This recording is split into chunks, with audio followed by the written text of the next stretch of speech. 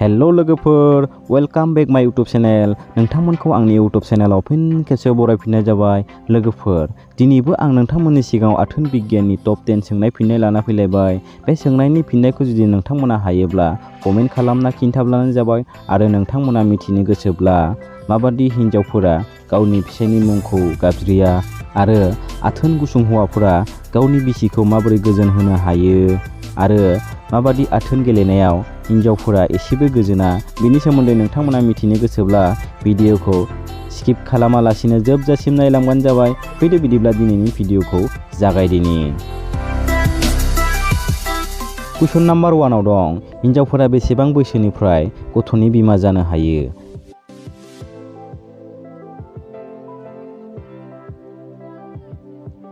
बेनि एन्सारा जागोन 18 बोसोर बैसोनिफ्राय जानो हायो। बेनि खम बैसोनिब्ला गिदिर बेमाराव गोग्लैनो हागौ।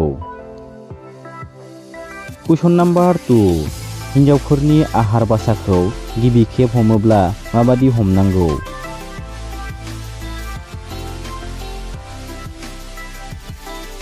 बेनि एन्सारा जागोन लासै लासै हमनांगौ। बांद्राय गोसा हमोब्ला हिन्जावफोरा सानायजों गोबाव सम हमनो होआबो जानो हागौ। कुइसन नाम्बार 3, सेंग्रा सिख्लाफोरा मा मा जायगायाव बांसिन आथोन गेलेयो?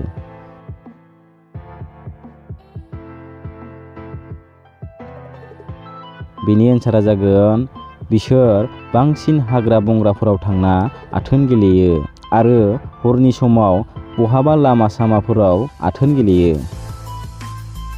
कुइसन नाम्बार 4, हिन्जावफोरा कन्डम गानालासिनो ना गाननानै आथोन गेलेब्ला मोजां मोनो?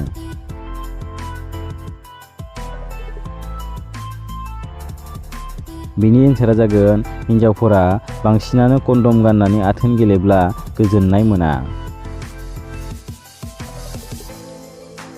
कुइसन नाम्बार 5, माबादि आथोन गेलेयोब्ला बैसोगोरा हिन्जावफोरखौ गोजोन होनो हायो?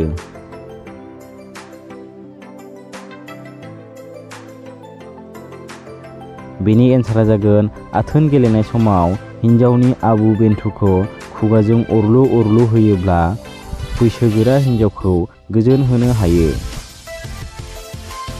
कुइसन नाम्बार 6, माबादि आथोन गेलेयोब्ला हौवाबो हिन्जावबो अहाजासे गोजोननाय लानो हायो?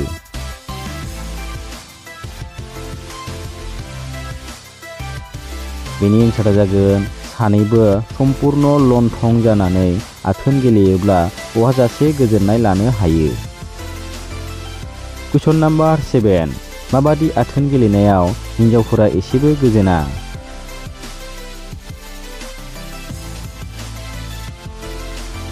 बेनि एन्सारा जागोन जेब्ला हौवाया गावनि आथोन रोसिखौ सिङाव सोहराब्ला हिन्जावफोरा एसेबो गोजोना।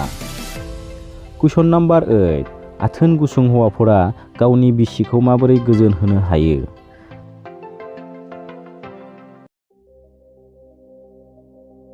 बेनि एन्सारा जागोन हिन्जावखौ हान्थु खेराइ होना खुलुमनाय पजिशनाव उननिफ्राय आथोना पुरायै हाबजोबनाय बायदिहाय आथोन गेलेनो नांगौ, अब्लानो हिन्जावफोरखौ गोजोन होनो हायो।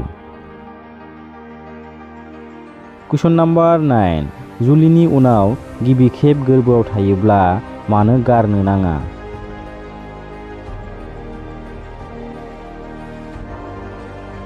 बेनि एन्सारा जागोन गिबि खेब गोर्बोआव थायोब्ला गारनो नाङा, मानोना गिबियाव थानाय गथ'आ जोबोद मोजां देहानि जायो। बेखौ गारोब्ला हिन्जावनि फिसाख'आबो गाज्रि जानो हागौ। कुइसन नाम्बार 10, माबादि हिन्जावफोरा गावनि फिसायनि नामखौ गाबज्रिया?